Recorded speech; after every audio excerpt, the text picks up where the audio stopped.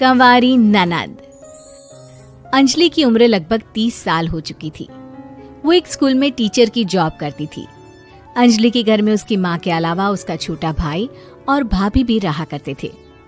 30 साल की उम्र होने के बाद भी अंजलि की अब तक शादी नहीं हुई थी। इस बात को लेकर अंजलि की माँ रुक्मिणी देवी काफी परेशान रहा करती थी। माँ, मैं स्कूल जा रही हूँ, जरा मेरा टिफिन तो दे दीजिए। अब क्या पूरी जिंदगी मैं तुझे टिफिन बनाकर देती रहूंगी? अरे कुछ सोचा भी अपने बारे में या बस ऐसे ही? क्या माँ, सुबह सुबह फिर वही बातें लेकर बैठ गई। माँ गलत क्या कह रही है अंजलि दीदी? इतनी उम्र हो चुकी है आपकी, माँ कब तक आपकी सेवा करती रहेंगी?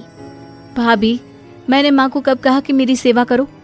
वैसे भी अपना टिफिन मैं खुद तैयार कर लेती हूँ, बस टेबल से उठाकर देने को ही तो कहा था।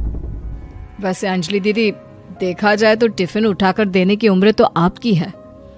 आपका अपना घर परिवार बच्चे होते तो ये जिम्मेदारी आज आप पूरी कर रही होती।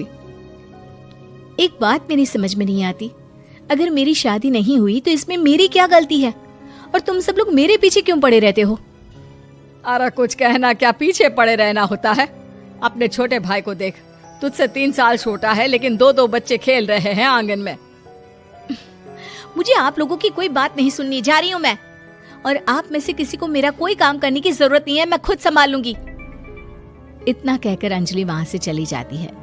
शाम को जब अंजलि अपने स्कूल से लौटकर घर वापस आती है तो उसने देखा कि पड़ोस वाली निर्मला चाची वहां पर बैठी हुई थी।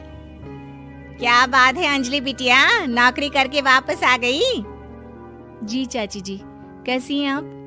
मैं तो ठीक हूँ बेटा, तुम बताओ शादी के बारे में कुछ सोचा या नहीं?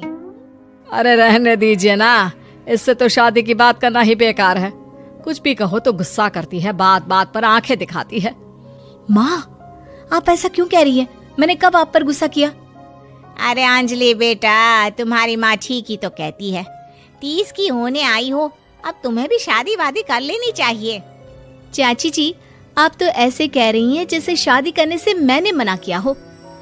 रहने दीजिए निर्मला चाची, हमारी अंजलि दीदी को अभी तक उनकी पसंद का दूल्हा नहीं मिला ना, इसीलिए वो शादी नहीं कर रही। भाभी, ऐसी कोई बात नहीं है। अरे तो फिर क्या बात है? तुम्हारी माँ ने तुम्हारे लिए इतने रिश्ते ढूंढे लेकिन तुम्हें कोई पसंद ही नहीं आता। क्या है ना चाची जी, हमारी ननद रानी नौकरी जो करती है ऐसे ही थोड़ी ना किसी को पसंद कर लेंगी। अरे भाई, नौकरी का घमंड है तो बात अलग है, कोई और बात हो तो बताओ, कोई रास्ता निकाला जाए। नहीं चाची जी, कोई बात नहीं है, बस मुझे अभी तक अपनी पसंद का कोई मिला नहीं है। सुन लिया आपने?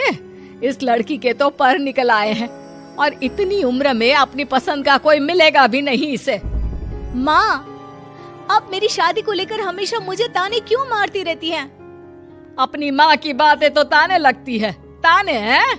बताओ, मैंने कुछ गलत कहा क्या? देखो, ये सब छोड़ो, मेरी दूर की बुआ का बेटा है, उसकी अभी शादी नहीं हुई है, उम्र होगी कोई 34-35 साल। आप कहें तो बात आगे बढ़ाऊं?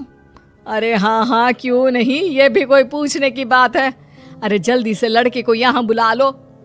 माँ, आप मुझसे पूछे बिना मेरी शादी की बात करने जा रही हैं और मेरी उम्र 30 भी पूरी नहीं हुई है। निर्मला चाची कह रही है कि वो लड़का 35 साल का है। अंजलि दीदी, आपको क्या लगता है इस उम्र में कोई फिल्म का हीरो आएगा आपके लिए? देखिए, अब पसंद और नापसंद की बात तो रहने दीजिए, पसंद करने की उम्र तो आपकी निकल चुकी।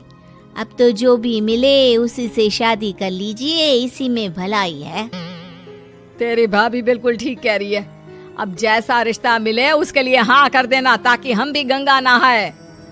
ठीक है, चलिए मैं उस लड़के को कहती हूँ, वो कल ही अंजलि को देखने आ जाएगा। अगले दिन निर्मला चाची के दूर का रिश्तेदार अंजलि को देखने उसके घर आता है। उसका नाम था अजय। अंजलि जी, तो आप नौकरी करती हैं, वो भी स्कूल में? जी हाँ, मैं स्कूल में टीचर हूँ। हमारी बेटी बहुत होशियार है। अरे पढ़ने लिखने में इतनी होशियार है, इसीलिए तो इसकी नौकरी लगी है स्कूल में। हाँ ठीक है आंटी जी, जरा मुझे भी तो बात करने दीजिए आपकी बेटी से। जी पूछिए ना, क्या पूछना चाहते हैं? अंजलि मैडम, ये तो बताइए कि आपने अभी तक शादी क्यों नहीं की? बस ऐसे ही, कहीं कोई रिश्ता पसंद नहीं आया इसलिए। लेकिन क्या मैं आपसे पूछ सकती हूँ कि आपने शादी क्यों नहीं की? अंजलि, क्या कर रही हो तुम? लड़कियों को इस तरह की बातें नहीं शोभा देती। रहने दीजिए आंटी जी, आपकी बेटी काफी पढ़ी लिखी है, मैं उनके सवाल का जवाब दे ही देता हूँ। वो क्या है ना, मुझे भी अभी तक अपनी पसंद की कोई लड़की नहीं मिली। अच्छा, कोई बात नहीं। वैसे आपकी तनख्वाह कितनी है? कितना कमा लेती है महीने का? जी यही कोई 25,000 महीने। बस 25,000? इतने से क्या होता है? इतने से तो आजकल घर भी नहीं चलता। आपके कहने का क्या मतलब है? अरे मैं तो ये सोच कर आया था कि नौकरी वाली लड़की है, आराम से 40,000 कमाती होगी। माफ कीजिएगा, आपका और मेरा रिश्ता नहीं हो सकता। जी कोई बात नहीं, मुझे भी आपके साथ शादी करने में कोई इंटरेस्ट नहीं है। अंजलि, किस तरह की बात कर रही हो? घर आए रिश्ते को ठुकरा रही हो तुम। दीदी, अब इस उम्र में आपको इतनी अकड़ नहीं दिखानी चाहिए। अच्छा खासा रिश्ता हाथ से निकल गया, कहीं ऐसा ना हो कि जिंदगी भर कुंवारी ही रह जाओ आप। कुछ दिन और ऐसे ही निकल जाते हैं और अंजलि की शादी कभी नहीं होती।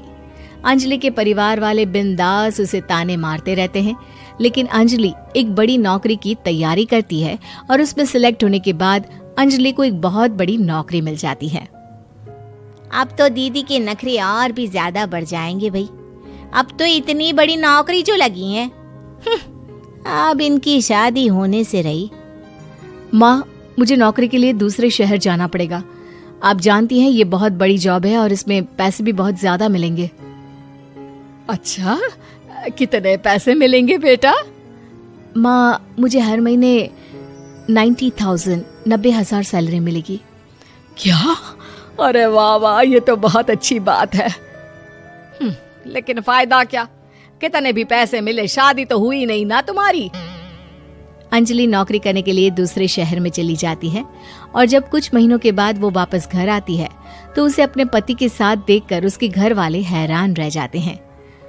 अरे अंजलि, तूने शादी कर ली और हमें बताया तक नहीं। और दामाद जी करते क्या है? इतनी बड़ी कार है उनकी। माँ, मैं आपको सब कुछ बताना चाहती थी, लेकिन आप सबके ताने सुनकर बहुत दुखी हो गई थी और इसलिए मैंने अपनी पसंद से शादी कर ली। मेरे पति मेरे साथ ही ऑफिस में नौकरी करते हैं और बहुत बड़े अफसर हैं। और एक बात बताऊं माँ, आज मैं बहुत खुश हूँ।